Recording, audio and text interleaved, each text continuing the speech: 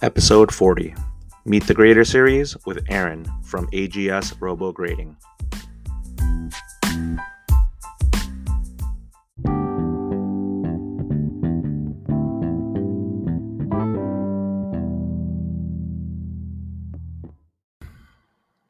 Hey, Card Fam. I'm going to get right into this one because it's a little over an hour long and I want to keep it in one episode. And I have so much to update you on and discuss.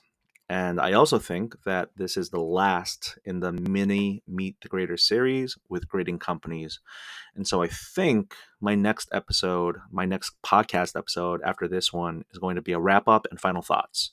So enjoy this one and thanks for listening.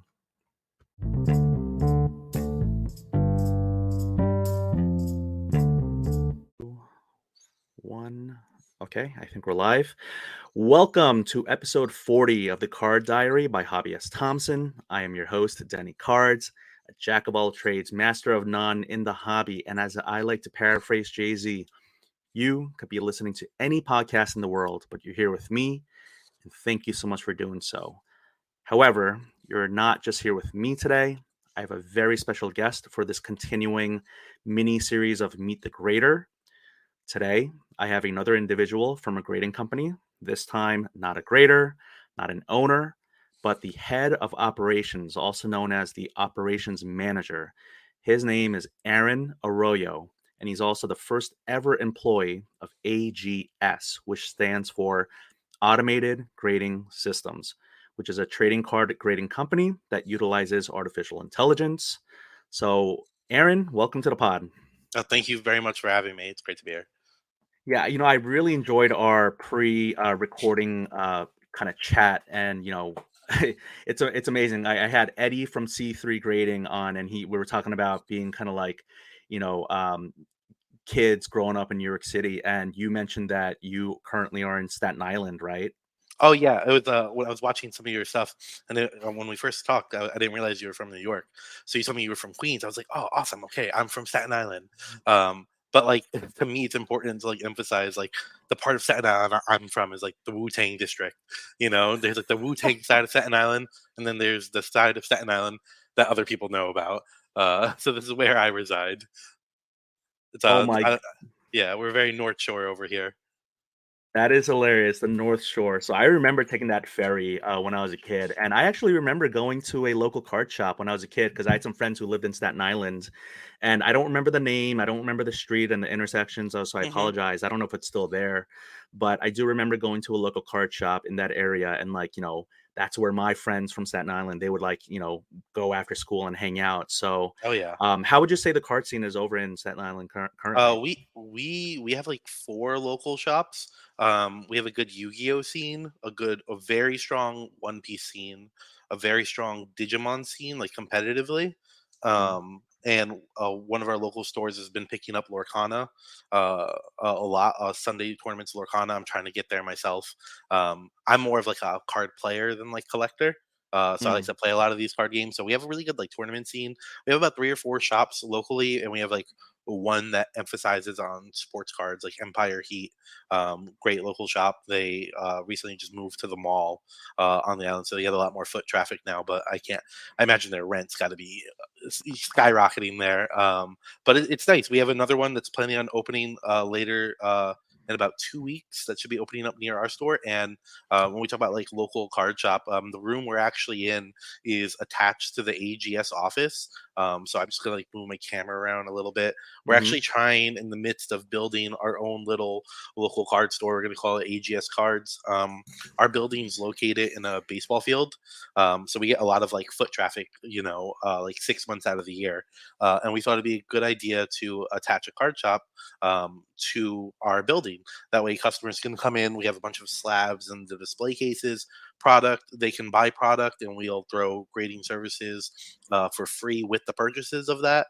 That way, they can also get a tour of the facility, take a look at the scanning machine. They can save on shipping costs, but a way for us to interact more with this community here, because we just want to. It's a baseball field, and a lot of the people who come are sports collectors. The younger people definitely do more TCGs, but it would be a better way for us to interact more. So it's still being built, but this is the first time we're showing it to any sort of public, so you get some sort of exclusive.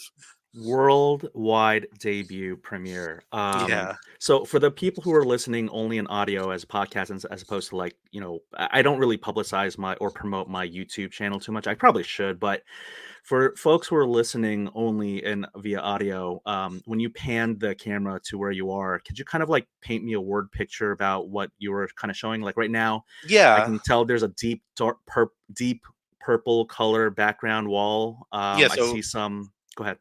sorry about that. So purple is definitely like our main color that Mhm. matches with the business. So purple accent wall with a RoboGrading decal. We have shelves with Funko products on top of them.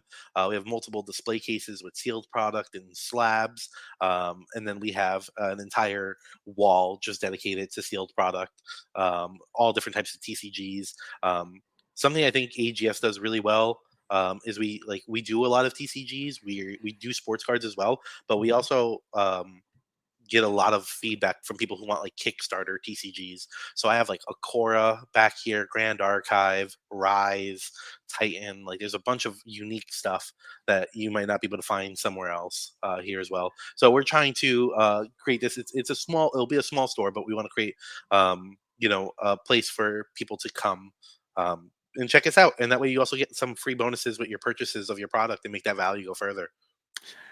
I only recently found out about the difference between an LCS, local card shop, and an LGS, like a local gaming shop. Because Mhm. I have some in my area. Okay, so my understanding is LCS really is more for sports cards. That can also have like trading card and Mhm. TCGs, Pokemon stuff. But an LGS is really for like these tournament trading card players. Would you say that's kind of accurate? Yeah, yeah, yeah, and board games, And board games. board Yeah. games and statues, and just like because the hobby's wide, it's really Right. wide, and so I think when you get to the LGS, like you definitely include board games here. One of my favorite spots on the island is you spend like $10 and you're able to hang out in the store for a couple of hours, play all the board games they have on the walls, sit there and play cards. I love it. I love that environment. I love that business model. It's really good for community building. Um, Hmm. whereas, like if it's less transactional, which I appreciate when you have the local gaming store. I love that you guys are trying to get more integrated into the local community. I think that's what I've been trying to do recently as well, without trying to open up my own shop, because that just seems like just such a impossible task, or it's like a pie in the sky dream type of thing. But when it comes to like locally, I've like tried to set up a trade night, and I'm trying to do some more things where I'm, integrating into the local community, coaching soccer, which I don't even know much about, but they needed someone coaching my kids' basketball teams, which I'm much more comfortable with. But just trying to Nice. give back, try to get more kids into the hobby, because I think that we have to, like, this is the next generation, right? I mean, I would have loved if I had someone who was not just giving me free packs or free cards, but just like information, just sharing Hmm. information, because we know that when you're young, you just kind of, you can absorb things like a sponge, and like you can learn from, the older generations. Yeah, I mean, I definitely agree with you. I think the world's a big, big place. There's too much going on all the time. And if you spend a little bit of time and focus in on what's around you, your family, your community, and you do more things in relation to that and to water that grass, the brighter personally my life has become. And being in Staten Island, and I specifically mentioned that I was like the Wu Tang part of Staten Island. There was like a big like art scene there, so we had a lot of Mm. music. A lot of my background in college was like photography and videography, so it was a lot of like communal art shows. My first job was at the parks department, doing like community building, community events. So I just feel like when you slow down from how crazy the world is, how big everything is, and really focus in on like what's around you, what your community is doing, you can improve those areas, and it will enrich your life so much more than trying to change the big picture. So if you're doing trade night and you guys make some friends there, and you have more people who feel comfortable going out to something weekly, have you ever heard of the term third places? third places, yeah, kind of like shout out to Starbucks, but that's the first It's thing the that third immediately came place. to mind. Yeah, if you want to explain that more, please go ahead. So like a third place is like you have your home. That's place number one. You have your work. It's place number two. And third place is somewhere else that you can go and just exist. And do things and have community. So for some people that could be a bar. For some people that could be a Hmm. local coffee lounge or a board game shop that you can hang out. And I think we need more third places and more reasons to go to third places. Because I just think people like, yeah, it's really cool. Like it's great that I'm talking to you from long distance and we're able Hmm. to have this conversation. I really genuinely appreciate them having a great time. But it's like people need physical spaces where they can interact with other people. It's very human. And that's why like that's why I say like I'm not really a collector. I play games. I Hmm. want to holify my decks. Like I wanna have the shiniest cardboard. I wanna get the alt arts because I want them in my deck because I just want to meet these people and play and drop these cards and trade. The physical nature of it, Hmm. the physical nature of this type of hobby, uh, makes it perfect for third places. So I would encourage you to continue doing what you're doing. You don't have to open up a shop, but if you have a good relationship with your local store, that's amazing. Yeah, no, absolutely. Yeah, I do plan on continuing that for sure. And I loved the way you kind of said it, water that grass, strengthen and deepen the roots of the lawn of the hobby. And, this idea of third place, I know, COVID, we all got through it and it was difficult, but I think third places definitely took a big hit from a Hmm. physical brick and mortar standpoint. The hobby certainly grew during COVID, but more virtually. But getting back to these third places again, like you pay $10 and play all you can play, like you go to a buffet, all you can eat, but you're just Hmm. playing board games and just getting tactile, like just connecting with people in person. Because I think something I recently struggled with is interacting with people online, where I just feel like people talk online as if like you're just not a real person, and I can't believe the way some people talk. Like you would never talk to someone like that in person if you're Oh playing yeah. on a board game. I mean, if you did, you probably get kicked out of the store, right? I mean, Yeah, yeah, yeah. but that's the thing. Like you don't talk like that because that's just not socially acceptable. So when I see people coming at me or saying things, I'm just like, why would you? You would never say that. You would never, So that's a classic keyboard warrior type of people. But I think when you are able to humanize and normalize, like, well, not normalize, but this whole concept of the meet the grader that I've been doing, that you said you've seen clips of, is trying to humanize the grading experience. Because so many times we just get so like, oh, these graders, they bad day, you're gonna get bad grades, and you can never, they're so inconsistent, these humans, they're terrible. And it's like, we're all just trying our best here, right? No, literally, people are just working. They're doing what they can. And I mean, like, yeah, when you talk about like comments on the internet, it's been a very strange. I'm like a pretty private person. Like this is the first time doing something like this. Mm, It's really strange for me. So like our social media is growing pretty rapidly. We have like 25,000 followers now mm, on Instagram, and it's crazy because we are a newer grading company. We've been open for a little more than 2 years. It feels like sometimes you're under a microscope, and like every like no one's like. I always my background like in cinema, right back in my college days. You never notice when an editor does a good job. You notice when they do a bad job, yeah, right? yeah. If something feels off. So it's strange feeling like you're more under a microscope as like a business because uh, sometimes it feels like there are people who are waiting to watch you fall rather than Hmm. try to build you up. And like I don't know, I've met with other grading companies, uh, the managers, the head graders there, things like that, and I want majority of them to succeed. So it feels weird like seeing like online comments of people just like wanting your downfall almost. Hmm. Hmm. So this is a very interesting experience to me. I'm trying to put myself out there. We'll see what it's like. Um, but yeah, I think it is because there's that separation. Whenever we meet people in person, we go to like shows, we travel to shows. Yeah, yeah. The reception's amazing. The kind of Mm, conversations we have are awesome. Even when people disagree with us, like or yeah, challenge us on our standards, it is done like respectfully, that's in a way great. that the internet doesn't allow for. You know. We could do better though. We could just be more civil and more kind to each other. But again, we're not going to fix the internet overnight. But I No, do definitely appreciate you not. saying that, and that makes so much more sense. Like, I want to talk about which shows you've gone to and which ones you plan to go to with AGS. Yeah. But just again, people talk differently in person than they do online, and I'm glad that in the bright side of that is people are approaching you respectfully and civilly. You can disagree with people, but you can do it in a very civil and respectful manner. So, Yeah, could you kind of, we're going to get to the grading, we're going to get to the automated grading part of yeah, AGS, yeah. I'm here for it and all. yeah. So, but can I ask you from a show standpoint, I know we've been a little bit delayed, and I appreciate this happening today, but we were trying to get on the books earlier, but then you had two shows recently that you've been to. So Mhm. could you kind of tell us where AGS has been and then where you all plan to go from a show geographical standpoint, but also like maybe Yes. mission?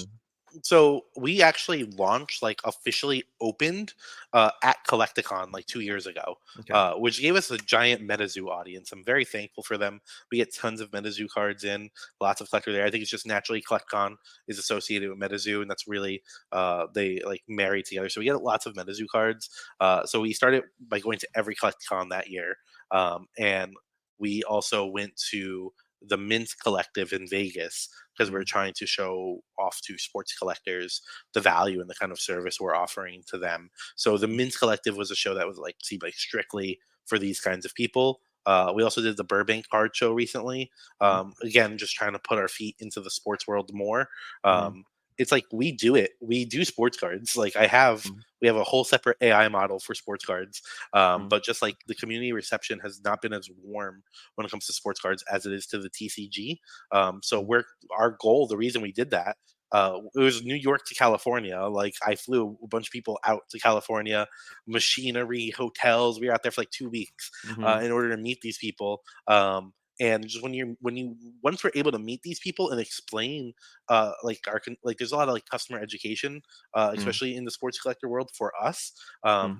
Once we're able to meet these people, we we closed like 60% of the people who walked by ended up Oh, submitting with us. It mm, was amazing. It was amazing. But these are just people we have to find because we have been more in the TCG world. So we're trying to do more sports heavy shows. And as far as like what's next for us, this Sunday we're doing a show in Long Island. We're trying to do things that are more drivable, like mm. that we can do a little easier. Maybe spend the night in an Airbnb or something. Just because these big shows are very very very expensive. Yes. So we're trying to do some New Jersey local shows, Long Island, and there's even one that's happening on Staten Island soon. They're Oh, converting nice. a restaurant into like a venue. So Oh. I think for the rest of the year, we're going to be trying to stick to tri-state and like Long Island, maybe Pennsylvania, maybe Maryland, Mhm. but stick to areas that are within like 4 or 5 hours driving. I That mean, way, yeah, well, the more you keep talking about states, little by little, you're creeping closer towards Virginia. You just said Maryland, and that's, I'm in Northern Virginia, a suburb of Washington, D.C. So that's within 5 hours. I mean, maybe not with traffic. Without traffic, it's 5 hours, yeah. but Well, we'd leave early in the morning. yeah, yeah, We just want to make sure because it's. I mean, we just want to make sure it's a lot to ask people to yeah. leave their families, stay Oh, somewhere totally. Yeah. overnight, stay somewhere for a week. So, see, like, I'm totally open to the idea. If you know of Yeah. anything you want us to check out, if anybody has anything they want to put in the comments or send an email shows you'd like us to see, Yeah. check us out. Hit us up on Instagram. Be glad. Like, we're definitely open to it. Yes. DM AGS.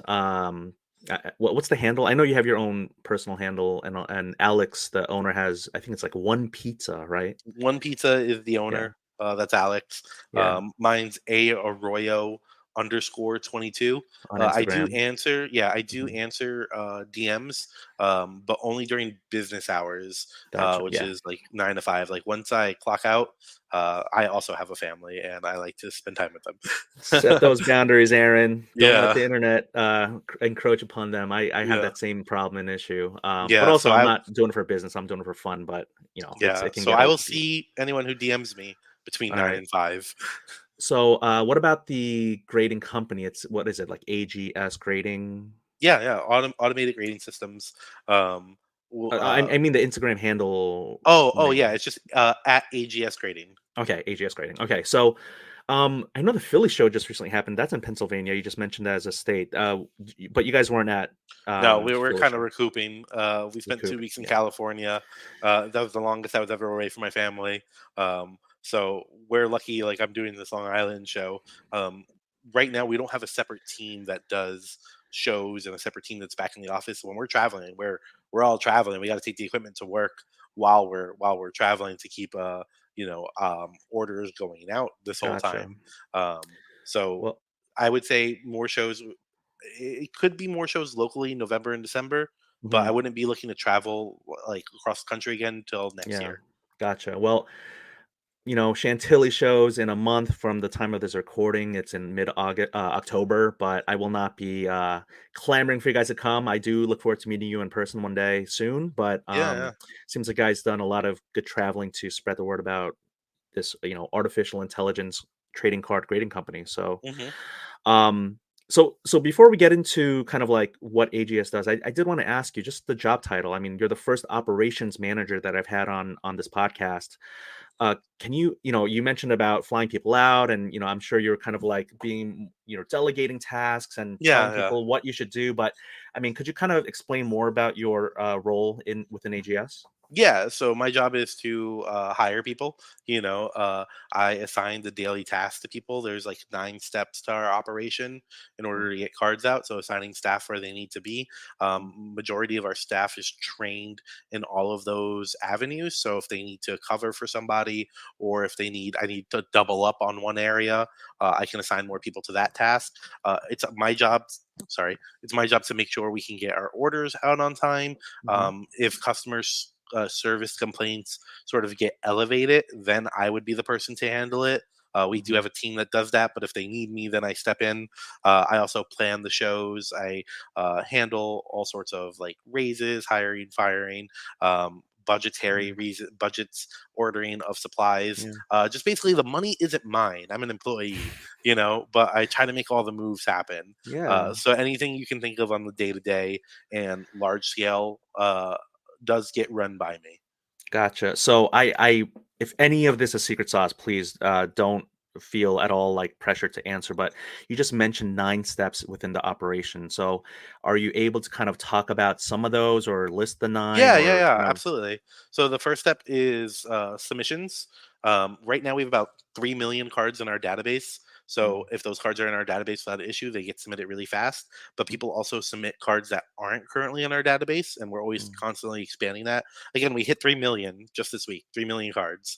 Um, That's but there's so many cards still to do. So if a card isn't in our database, they have to go to manual submissions, we have to manually add the cards to our database individually. What I do have is like I have a team of people who work remotely who scrape large data sets and import thousands of cards at a time. mm, So if a customer ever sends us something that's not in there, we'll just input it manually to make sure the set and all the information. But it takes a little bit longer. mm, After that, the next step is to scan your cards. So front and back of the card get scanned. Then we upload it to the AI, and mm, then an annotator reviews the annotations, so the grade of the AI. And then after that, they go to the labels. After mm, labels, it goes to the slabbing process. So mm, we have like some air blowers and air tanks where you blow the slab out for dust and wipe it down. After that, it goes to welding, and then we call it bob scanning because it's a Xerox machine, mm. but we put little googly eyes on the Xerox machine and a little mustache, and his name is Bob. So we Bob scan. That's what we call it. We Bob scan all of the slabs. So like if you take, I have right over here. Like if you take this card right here and Yeah. you scan the QR code on the back of it, when it takes you to the card page, you Mhm, won't see an image of this card. That's not what you're going to see on your card page. You're going to see your actual slab. It'll be mm. digitized for you. Got it. Um, then after the cards get Xerox scanned, they get put in these bags for protection while shipping. Um, and then after that, they get shipped out. So a lot of other companies don't do that Xerox scanning. They don't do that bagging step. We also have custom AGS boxes, which I wish I had on hand to show you right now. Okay. But depending on the size of your order, it gets a custom AGS box. We have them for 1 through 5, 10, 20, and 50. And that comes with every order, and there's no upcharge for that product. It makes it really good for like unboxing videos, to Yeah. store your collection on shelving, to travel with your collection. It can also work as a deck box. Um, Mm. and those are all the steps. I need multiple people at all of those stations daily. Oh, well, yeah, I said welding. Welding's a step. Yeah, no, Yeah. I counted. I think that was nine. Thank you so much for such a comprehensive answer. I was like, I wonder if he's gonna, answer it, or No, like no, if no, there's there's something he no. can't answer. But that's awesome. No, I told you I'm here for it. All right, But have you ever seen Robot Battle Wars, where are, they like control these machines? Do you think Bob could take the championship? Bob is a pacifist. Oh, he's But, it's funny. One of our chief robotics officer, the guy who made the machines in the AI program, he used to run a company called RoboDuels, which is he had like robots that you could battle from your home. You'd get online and you go to roboduels.com. It might still be active. You can select a robot and you can battle with the robots he built in this like empty living room. He turned into like a robo battle arena. So it's just funny that you mentioned like robots fighting because we have like a background with that. I I have a separate browser open, and I just put in RoboDuels. roboduels.com, and it's nothing's coming up. It's the wheel is spinning, so I'm not gonna wait for this. I'm not Yeah. gonna, have this podcast be delayed by my I don't internet. know if it's active anymore. I don't know Yeah. if it's still active, but it was something they used to do years ago. So we talk about robots fighting like a lot here, and Oh, like you the know experience. what? Instead of putting roboduels.com, I just Googled for roboduels, Hmm. and it looks like there are some 3D online games. And, again, I don't know if this is like your friends or your coworkers thing, but yeah, I mean, they have an Instagram, roboduels. Interesting. Yeah, I haven't checked it out in a while, like personally, Oh my gosh. but it's the we used to talk about a lot over here. That's hilarious. Okay, so let's go. Let's get back on track. I apologize. I love to just meander and No, no just problem. conversational threading. I get down these deep rabbit holes, but that's life. So let's see. You mentioned 3 million cards currently in database. Like, sounds like a crazy high number. I mean, do you guys even know? Like, I'm trying to wonder if it's like the universe where we don't even know how, like getting to the edge of the universe. Like, what is the number? Like, do you guys have a general idea of like how many cards, trading cards there are in the entire universe of cards? I'm I have no idea. I know it's got to be so much more because we feel we feel like we're so far away from Mm. getting our database where it needs to be because it's like every like modern sports card, like it feels like they come in like 13 variations, you know, Yes. and Yes. each one of those counts towards a card in the system. Like it's orange, it's Ah, purple, it's cracked yes. ice. Um, Yes. so it feels like it's never ending. If we hit like 50 million cards, I'm sure we'll feel more comfortable, Uh-huh. like but like 50 million is where we gotta like be at. Got it. When it comes to with Pokemon and other TCGs, it's a lot easier. You get like you have your regular card, a hollow, a reverse hollow, Right. maybe an alt art, I but like, Can go I ahead. can I s sorry to interrupt, but I did wanna say, I just found out yesterday that apparently Pokemon might start doing serial numbered or parallel numbered cards. Oh boy. So, kinda like the one of one, the One Ring for Magic the Gathering that Yeah, got yeah. so much press. I can't even imagine if it's true, right? I mean, I just saw it come across my, feed, or I heard about it, and then I was like, "Oh my goodness, this is gonna turn into such a huge chase for the one of one Pikachu," and Oh things my like goodness, that. yeah. And the thing is like if even if they like why I think it was so effective with Magic is like they so rarely do something like that. Mhm, mhm. Whereas like with sports cards, I mean there's like I feel like there's like 39 one of one cards for the same Totally. player, you Oh, know. yeah. So it's like we like how did that affect the value, the marketing on it? So if you're to serialize like a Charizard, a Pikachu, Yeah. um, that would Oh, yeah, be Charizard, right. it would make people go insane. Yeah, Like, Charizard, the Michael Jordan Pokemon, I forgot. Yeah, I should have not used Pikachu as the example. Pikachu may be like the mascot. He may be like the Jerry West, kind of like the logo man for yeah. NBA, but then Charizard is like the Michael Jordan. So, I gotta say though, I mean, I could be totally wrong with this number, but I recall hearing from somewhere that, so I don't know if you know Trevor Lawrence. He's the quarterback for the Jacksonville Jaguars. He was such a hot rookie, and again, I could be totally wrong, but apparently there's like something crazy. I almost hesitate to even say the number, but like 500 one of ones out there just for that one quarterback. Not Oh, I all of them have like, yeah, totally it's believe it. Totally believe wild. it. It's wild. Everybody's So got a 101. yeah, yeah. Everyone's got a one of one. We're all one of ones, Aaron. We're Mhm. all special stars in the universe. Every single one of us, no matter how many grains of sand. You've heard of that? Heard of that example or story, or I don't even know that fact. But Apparently, the more stars than there are grains of sand, yes, or more more. stars Yeah, in the universe than grains of sand in the entire world. All the beaches combined. yeah. You start thinking about how small we are. It's you can get too deep into that rabbit hole, Oh yeah, for I will sure. not. I will get us back on track because yes, I we can talk about that and just too much. We can turn into an astrology and a Yeah, life the podcast. Cosmos podcast. Yes, but it's really funny. We're still scraping the universe for information and data, and you were talking about scraping these large data sets. So, I think when you and I talked briefly earlier, you were kind of saying how this artificial intelligence that you have, this model, the algorithm, whatever it is, it's still learning, and every Hmm. time you have more data points it continues to get more robust and stronger. Is that right? Yeah, it does. It's not as like dramatic as I may make it sound. Like you like every like 2 months you'll see like a 0.202% increase in overall accuracy. Because it's not bad. Like it's good where it's at right now. Mm, But like every time we update it, it's like, oh, this went from like 87.97% to 87.99%. Like there mhm, are incremental increases. mm, Um, excuse me. mhm, And basically just like the more cards we're able to scan, the faster that data grows. So like our mm. sports model was awful our first year, Got right? it. Like it required so much extra attention and work. Like we'd have to run the card like 4 times in the program Mm, in order to get it right. And then we have a much better created model now.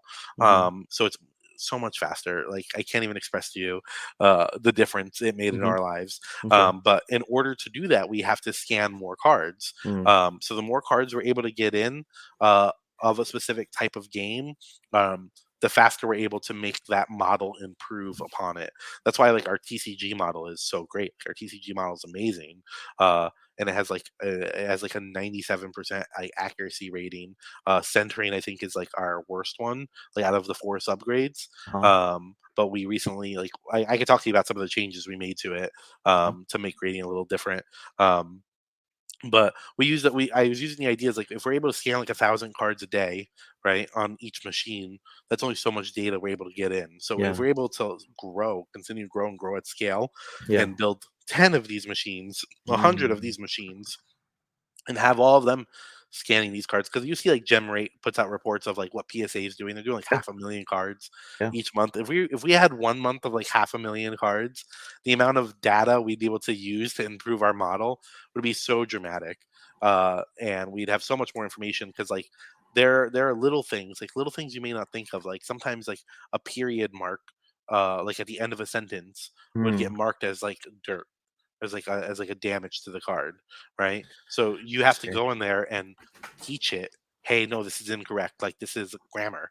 This is like you Ah. can't. When new hollow patterns come out, we have to spend time teaching it. Hey, this isn't damage, right? Because the Mm, hollow could be imprinted into the card, right? yes. It could change the patterns on the card, and it could pick it up as damage. So we have to teach it. Hey, no, this is incorrect. This is correct, and we have to go.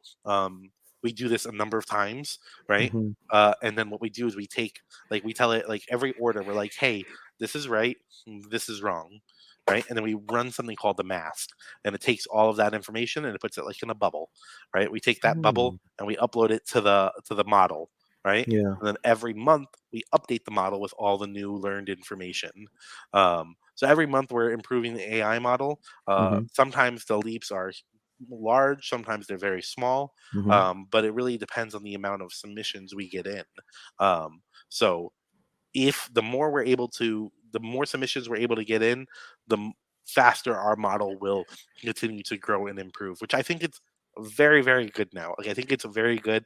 I'm very proud and happy with what we do. The longer Hmm. I'm in this space, the more I appreciate what we do and Hmm. how we do it. Because I have seen the behind the scenes at some of these other companies, and I personally wasn't thrilled with everything I saw. I can't Mm, speak on all of that, mm, but it makes me more proud of what we're doing here. It's not like there's no humans here. It's not like we're heartless people. It's not like some people think it's just like two dudes in a lab coat and a robot. Like, I got dozens of people here. I got a 2-floor office. You yeah, know, we play cards back here. Um, nice. excuse me.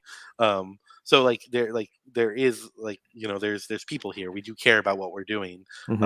and we want to give you the info. Like I don't know if I'm able uh, to speak upon that. Like I don't know if I can talk to you about like our grading standards, how we do that stuff. If you want to kind of go into it, Yeah. but when it's just to wrap again on data sets, the more cards we're able to scan, the more we're able to improve the model. And I would love for us to keep growing at scale to get new machines in and uh, make that growth more exponential.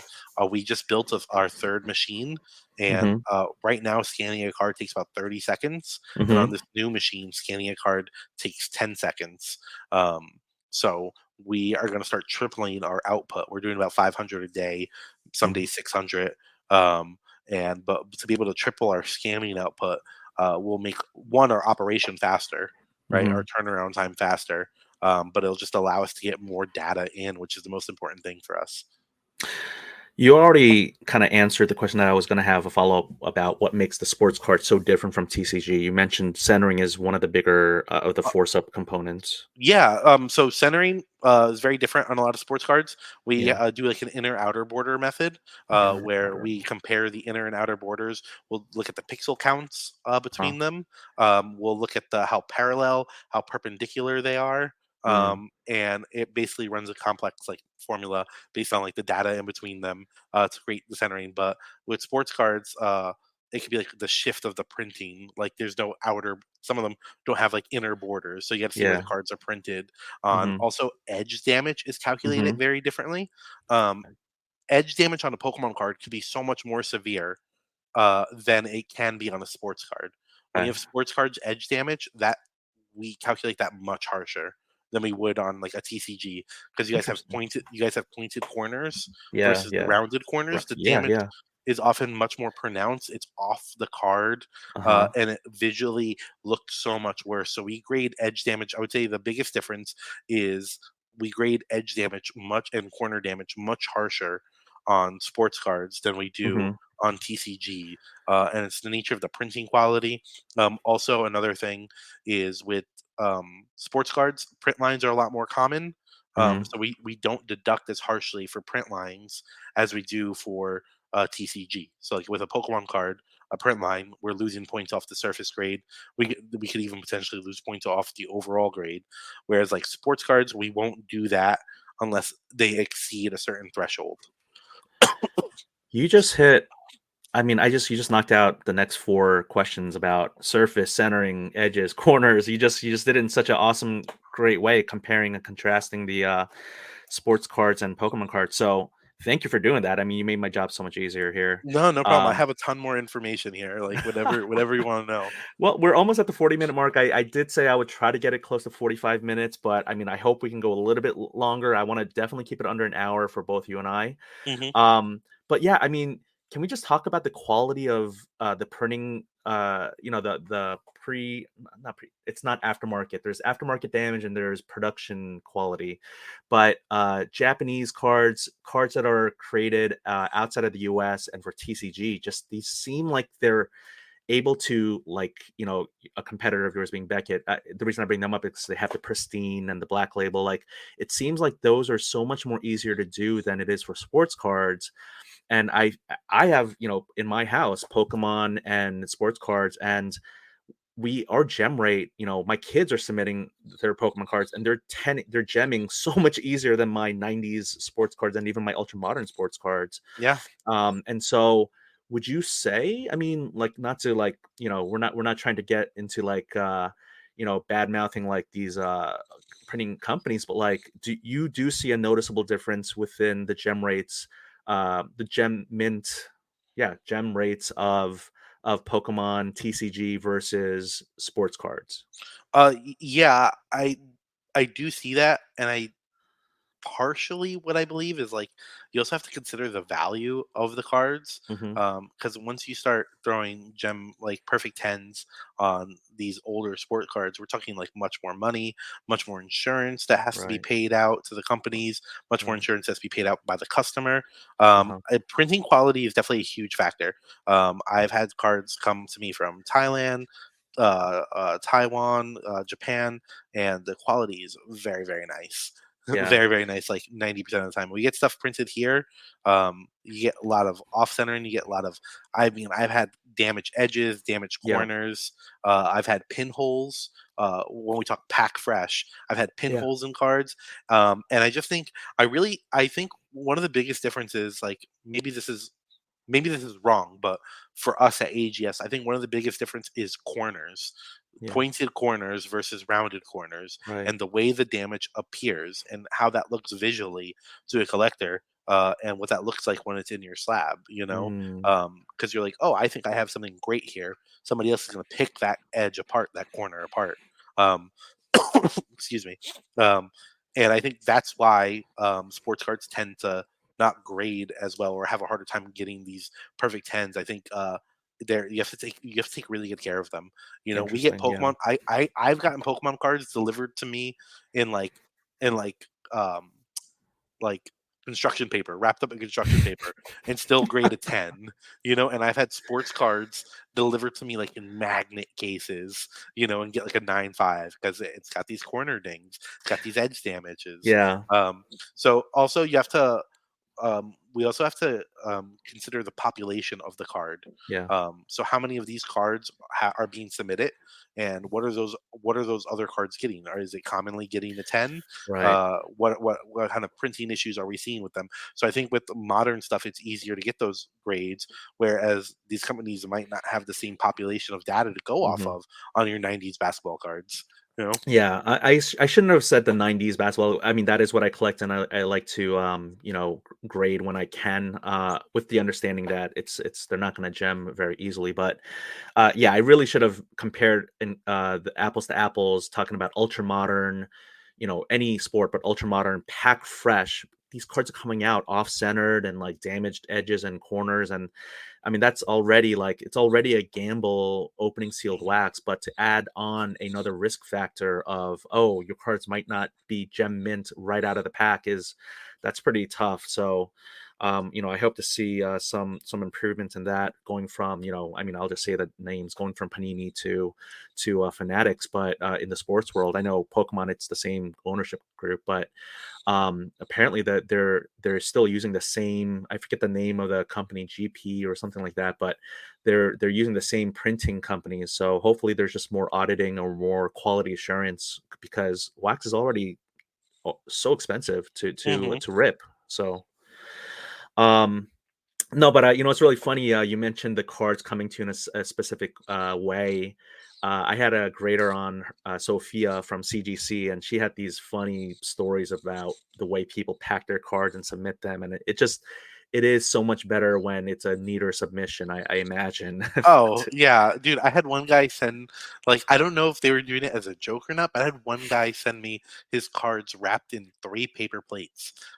We kept the paper plates, they're taped on our wall, just to, like so we never forget, but, like, they weren't even clean plates. I was like, what is this Oh, person doing? Like, just go to the post office and get, like, a little cardboard box. It's not too expensive. wow. I love when people organize their cards the proper way, and when they put the little tape and you can take it out of the top loader.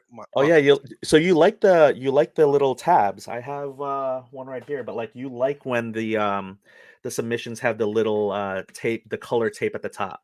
Oh, it's just so much easier to take out. Like, because the Uh-huh. only time really the cards are outside, like we have to take them out when we're submitting them. Hmm.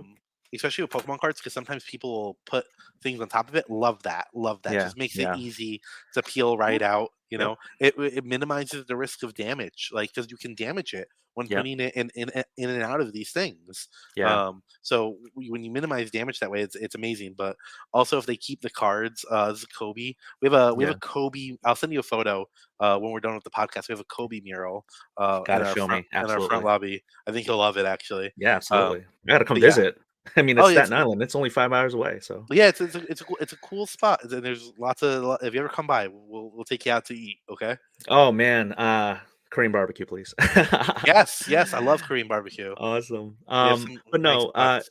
yes. So you like the tabs. When people squish them in, I've talked about this with other people in the Meet the Grader series. Do you see more edge damage at the top because people are pushing their cards up from the top into a top loader or a card saver, or like Oh, where do we see you it at the when you bottom. Like, I see it at the bottom? bottom. Okay, Like, tell people me are putting more. in, like, the bottom corners when they're putting it in, Yeah. because sometimes they come in, they'll put it in, like, at an angle, and, like, like, the card will be diagonal, and they'll slide it in. Oh, So I see a lot of edge damage come that way. I see, like, surface damage come from it too, surprisingly. okay, They'll okay. maybe pinch it too hard with, like, their fingernails. Pinch it. Yeah. So just, like, open it up, put it in, put the little tab on it, and put it in a top loader or a card saver.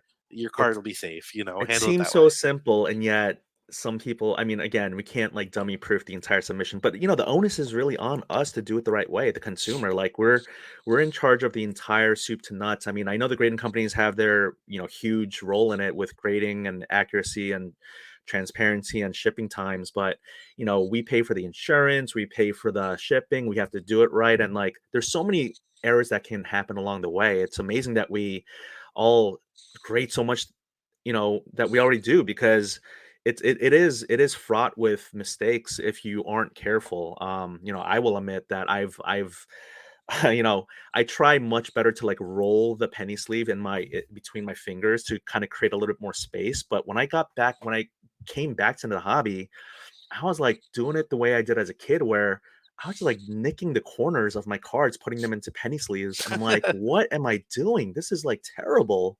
So, you just learn from that. But um, I got to ask you, when you put a card into a penny sleeve and top loader, because I've asked this to the others, which corner goes down first? Bottom right. Bottom right. You're right-handed. Yeah. Okay. I think left-handed people might do it left, bottom left, but Yeah, it's just um, natural the way it goes. all right, TCG, let me ask you, do you double penny sleeve your cards? Like I heard people go upside down, like they go top right into the penny sleeve, then they do like the normal bottom half of the card into a penny sleeve. So they're almost like two penny sleeves. Is that that's a thing in TCG? Yeah, yeah, top and bottom. That way there's no dust can get in either way. Uh Wild. so people do, and then you put that in a binder, or you put that in a card saver. And a Uh binder? You oh, can't, how do you I've fit had that people in? I've had people with like 5 layers of protection on like their dark magician card, like it happens. Me, penny sleeve, top loader, or like in a binder, and I think you'll be good from there. 5 layers. That's like these razors we have nowadays, like 5 razor blades in one razor. It's like, what happened to just having 1 or 2? Like, why do Mhm. we need 5? No, people do really take it seriously, and when we see someone who packages it really seriously, we put a little note to send them back their supplies after, because Send they're them like, this person supplies. cares. They're like, Yes. That's very nice of you. I don't think I can't imagine. I mean, I know the big 3 or 4 don't do that because 'cause I've submitted to them, but, like, that's just yeah, all you have to do is request it. You have to request ah, it, mhm. but if I see something, like if you send me like magnet cases, like I'm sending them back to Oh. you. Like Oh, I'm that's so not, nice. Yeah, the you one know. touches. Yeah. No, that's very nice of you guys. So, going back to these machines, you have a name for Bob for the Bob scan. Do you guys have machine names for the machines that do the actual scanning, or is that like secret sauce stuff? What you call it? They're just they should have like people names. They don't. They're just Okay. like the AG1, the Okay. AG 2. 1.5, and the Okay. AG 1.5T. That's what they're like. We call them scanner one, two, and three. You Okay. know, but Gotcha. I think we have to give them names now. I think I mean, I don't know. And I mean, definitely don't mm, have them battle because they're pacifists. But so you guys are looking to scale up. I mean, again, you're talking about goals and visions, getting yeah. more cards into the We're looking to database, open more a card. store in Miami, Ooh, Miami, wow. Florida. We want to have a card lounge in there as well. Whoa. That's something we're definitely looking towards. If you check out our Instagram, I think the owner speaks about it on one of our Okay. videos. But yeah, definitely looking to expand. Um, we want to we want to do our best to keep growing. Like, I really like what we Yeah. do. I'm really proud of it. So we just want to keep it up the best we can. Hopefully next year we can do more shows. Find a way to Mhm. make them more affordable. Get people, what I find is people really enjoy the product. They really like the customer service they get Yeah. when they Yeah. get involved and when they learn about what the process is. Uh, but it's about getting them into the doorway. I just need to get more people into the doorway. Would love to continue having more people try AGS out. Like I Mm. mean, we did it. We did 1 month where we offered everyone. I mean, I think the promo code is active. If it's your first time ordering with us, you get one card for free. You can do a Mm. one card for free submission because we just believe in the product. We believe that once you get your card back, that like you'll want to continue submitting with us. You know. Gotcha. So before I let you go, I have two topics or questions I really would love to tackle. One has to do with the competitive advantage that you see AGS has over other grading companies, or maybe even similarly situated grading companies, which, Hmm. if you want to say the names, you can. I'm not here to like denigrate or disrespect any other grading companies. It's just more about giving you shine with your current, with your grading company because you work there and you love it so much. The second has to just do with resale value, because it does seem like there's such a resale value king in the grading space, and that dominates the market share because, well, for many reasons, but people want to maximize the value of their cards, whether it is to flip, invest, or even just collect and keep. But so, can I ask you just that first question when it comes to competitive advantage? What do you see that AGS offers that others, specifically like similarly situated grading companies, maybe don't offer, or that you do better? Now, when you say similarly situated, are you referring to companies like Tag or HGA, things that are who are trying to be in the more tech related field? Yeah, artificial intelligence grading. Yeah. So So yeah, yeah. what's different about us as compared to them is like what they do is like really really high end photographs, lots of angles, really great exposure. I'm not saying that's bad at all. Mm. That's not what we do. What we have is a laser scanning machine that creates a 3D model of your card. So your Mm. card goes into the platform. The laser sits above it, and as it goes through the platform, the scan comes down. Right, the scan is set to scan at a certain height, and what that does is it creates a 3D model of the front of your card, and then it creates a 3D model of the back of your card. Mm. This lets us zoom in to get the depth of the card. So we're able to see ink spots added on. We're able to see the depth of the scratches, how deep pinholes are. We're able to see basically like under the front of your card in a way that no photograph can ever hope to duplicate. And we're able to see that image at 100 different settings. Mm. So I don't care how nice your camera is, it's not a 3D rendering model of your card. It's not. It's different. What we're doing is different, and we have this technology patent pending, so nobody else can do this kind of stuff. Mm. And the speed at which it goes is only continuing getting faster. I told you our newest machine's at 10 seconds per card. Mhm. Um, so you're able to extract so much data out of this, and it allows us to like see dirt, water damage, stains, print lines. We Mhm. look for oil, scratches, Mhm. fingerprints. We wipe Mm. down your cards with a microfiber cloth. Like we'll wipe it Okay. down with a microfiber cloth before it goes in for fingerprints. Yeah. Uh, we'll look for like edge peeling, ink, dents, um, whitening. Sometimes there's glue on people's cards, tape on Mhm. people's cards, Mhm. creases. And like card alterations, like we look for like ink, maybe trim centering, and what we're able to tell is like here's your card surface, and then if you added ink it will be a higher layer on top of the card, and we're able to see that through these laser scans, and I think that's really unique, and it's really comprehensive. And then when you get your cards back, you scan the QR code, you're able to see 8 scans of your card where we highlight specific damage. So you're able to see a centering scan, surface, corners, and edge scan. And those areas will be highlighted for the front and back of your card, and they're Mhm. color coded. Pink is minor damage and blue is major damage. Mhm. So you get like this full report as to why your card got the grade it did, with 12 subgrades in total, 4 front, 4 back, Yeah. and then the overall. The front is weighted at 60%, the back is weighted at 40%. Okay. Um, and I just think the amount of information you get, um, for the service you're paying for, we are the Mm. cheapest grading service by default pricing. It's Mm. $14 a card. Okay. It is the cheapest, like I don't want to say cheapest, that's not the right way to say it, but we wanted to make the most cost-effective Yeah. entry point Fair enough. to offer the best return on investment for Mhm. people who are looking to sell, or build if you're looking to build your personal collection, you're not breaking the bank selling. And if you're looking for return on investment, at this entry point of $14 a card, you have much greater return on those odds. You know, so yeah, really love the kind of breakdown we get. So you always know why and how you got your grade. There's never a question. If you disagree with it, you can hit us up. We can take a look at it. We love to do that. We have Hmm. people resend us the same cards all the time.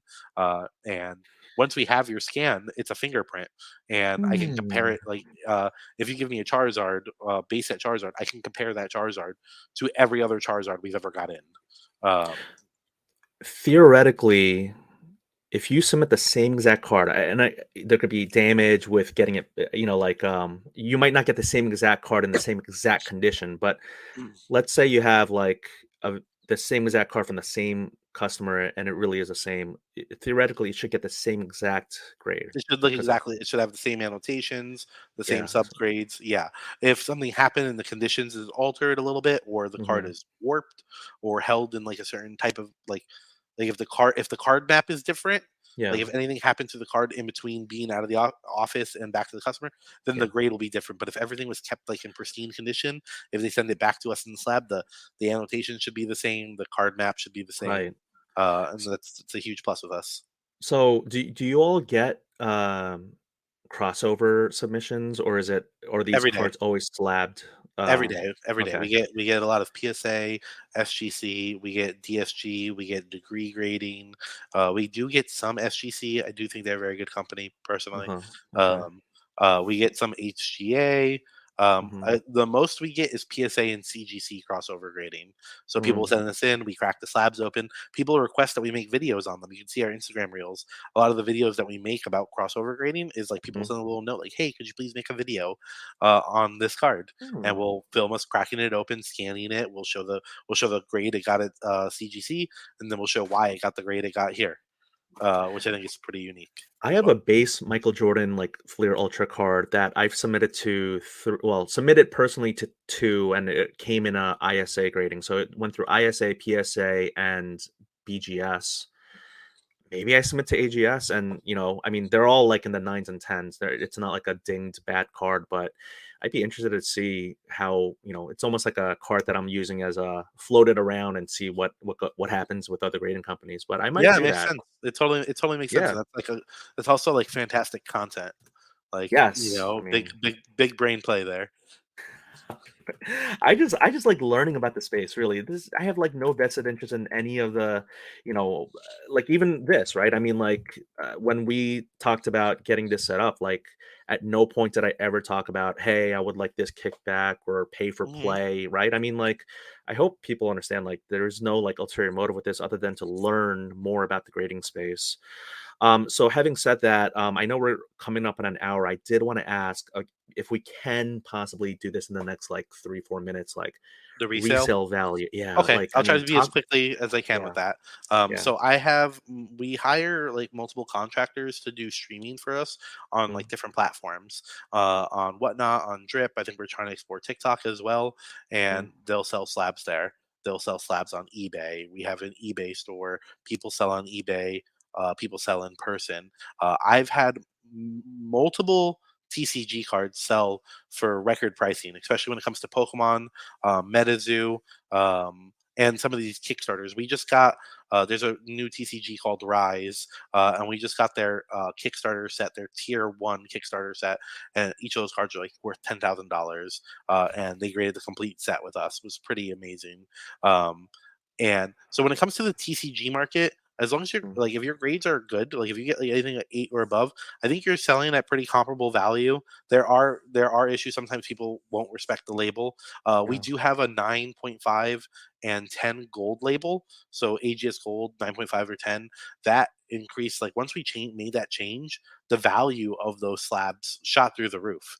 Right. The second we made them gold labels, we are working on a legendary label right now, which Mm, requires 8 perfect subgrades. So 4 in the front, all mm, tens, 4 in the back, all tens. Excuse me. Um, mhm, so when it comes to TCG, I've seen us sell at record prices many, many times. mhm, I've seen us sell much lower than market value. It's hit or miss depending on the card, depending on the grade. And for sports cards, I really think if we hit that when we hit that 5 year mark, right? When it comes to sports cards, that people in that space will start to take us a lot more seriously. I've had multiple sports cards sell for like 10, 15K. Sorry. Yeah. And it's really cool to see, but not everyone is buying them. A lot of them are sitting there. We see the Mhm. transactions waiting or people not getting the value of what they want. So I think it is a little bit on the job of the collector, of the consumer, to know the value of what they are holding on to and to hold true to that value and sell it for what it's worth. But I think the longer we stay around, the more legitimized we get to people, that the value will continue to shoot up. I think once we create the legendary label, which would be the hardest 10, perfect 10 to get, the value of those will shoot up the same way the gold labels did.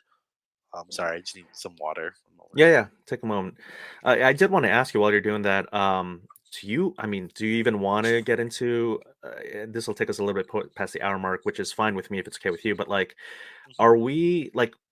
Would you care to venture a guess or a theory as to why we have this one dominating resale value king versus even like the other really big, grading companies? Like, I mean, it's just like people just like we talk about like PSA, like people grade with PSA not because they have the best grading standards, not because their grades are better or worse than anyone's else. People grade with PSA because resale value. People respect the label. So it's just the brand recognition, the name recognition, the long term legitimacy of how long they've been in business.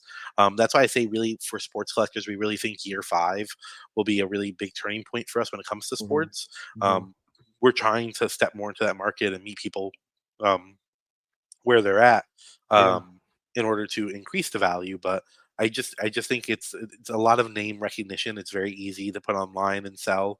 Um, Whereas you don't have to find your audience. Your audience is everybody when you're PSA. You know, right. your audience is everyone in the hobby. Um, but I would say if they were doing their jobs properly to full effect and they had a perfect customer satisfaction rating, companies like mine or ours wouldn't exist. But Mm, we exist. You know, we're mhm, employed, we're employing people, you mm, know, and we're growing. So there is like that is getting shaken up a little bit. Companies have to do things to stand out. Something I like that Degree does is they have like a zero grade.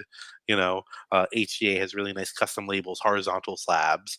We have our mhm, gold labels. We're going to be working on the legendary label soon. So you have to do something that creates that value yeah, for the consumer on the resale market. You know, yeah. so um, the gold labels and the legendary labels will be that for us. Aaron, this was fantastic. You said you've never been on a podcast, and you just gave me and the listeners just an awesome hour of I can't believe how open and like there was not a single question you wouldn't answer, and I really appreciate that. I mean, I hope No people problem. really enjoyed this hour. I can't wait for it to be published and for people to kind of hear more about AGS and what y'all are doing. And my submission, I think, will have to be an in-person. Again, like if you guys aren't coming to shows, you guys are already. I mean, you guys are only like 5 hours away from me. I would love to meet you in person. I would love to see the store, check Yeah, out the baseball absolutely. field near you. The Miami one is going to be, I mean, I grew up in Fort Lauderdale too, but best of luck with the opening of that store. We could expect that sometime in 2024.